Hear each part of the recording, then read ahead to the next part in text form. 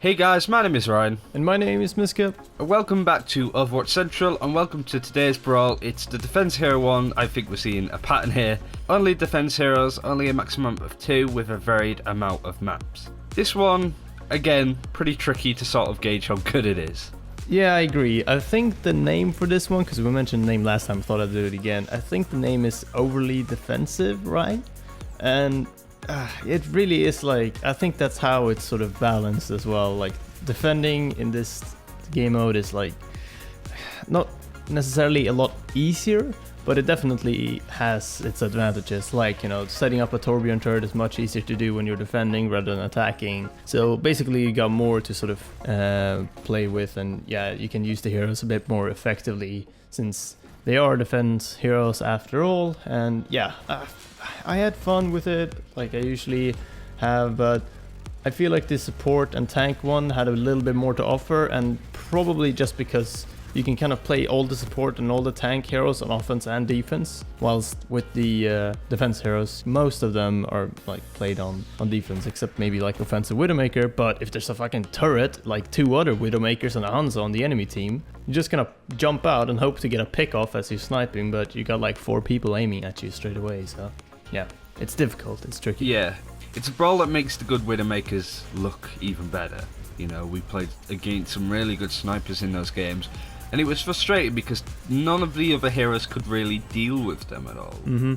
If there was a Widowmaker just racking up kills, you just had to let her. You know, you could try and jump up there with a Junkrat, but overall there wasn't so much you could do with it, especially if they were well versed in sniping. Yeah, exactly. I was kind of looking through the hero pool at times when I was playing like Gibraltar on offense, when I was just playing some solo games, and it was kind of difficult. Like, I kind of looked at their lineup, was like, right, what do I do? How do I deal with this? And I kind of realized that, yeah, if I want to actually deal with the Widowmakers in the back, I still need to get past like everything in between us, because I just can't get over there. Like, either I get a lucky pickup, but if they're a better Widowmaker than me, it's really difficult. So yeah, Widowmaker got the shine in this one for sure, and it was really cool to see some actual like interesting Widowmaker play of the games rather than the sharpshooter ones where it's just one Pharah pickoff.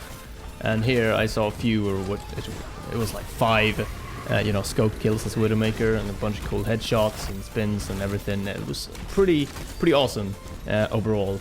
But I didn't enjoy it as much because I'm not as good with most of the defense heroes as I am with some of the tanks and supports.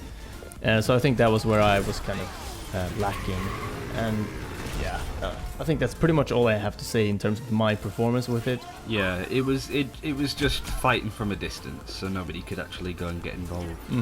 Yep, so agreed. So yeah, I think we have the same type of opinion about this one, I guess. There's nothing really else I can add about it. Like, obviously, if it's the first time, you know, you play it, it's kind of fun to experience it and kind of discover like what people are actually playing, and it's kind of fun to see offensive Bastion a little bit more. But yeah, overall I agree with you for sure. Bit underwhelming, and I won't be playing more of it today, that's for sure. So yeah, anything else you want to quickly mention?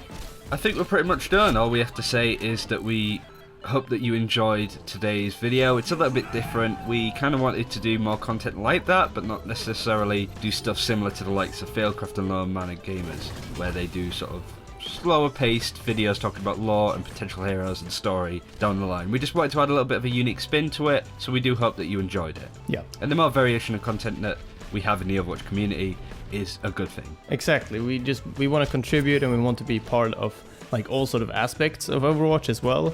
But we're definitely not looking to like step on anyone's toes, and also we talk to these people like on a regular basis, and like we're friends with them. We're not really making fun of them in our sort of, you know, somewhat sort of, I guess, video with a bit of a comedic kind of spin on it, and not so sort of, yeah, it's not very serious compared to other people's content. So yeah, Hammy and the Low Mana Gamers guys, like, we're good friends with them, so it's definitely not making fun of them at all either.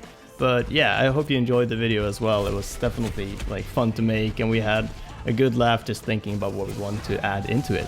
Yep, for sure, and big shout out to Solace for his cameo. Great guy, you should definitely watch his videos if you haven't already. Thank you very much for watching. Be sure to subscribe and like this video if you want us to go through all of the brawls upcoming. And until next time, take care, and we will see you then.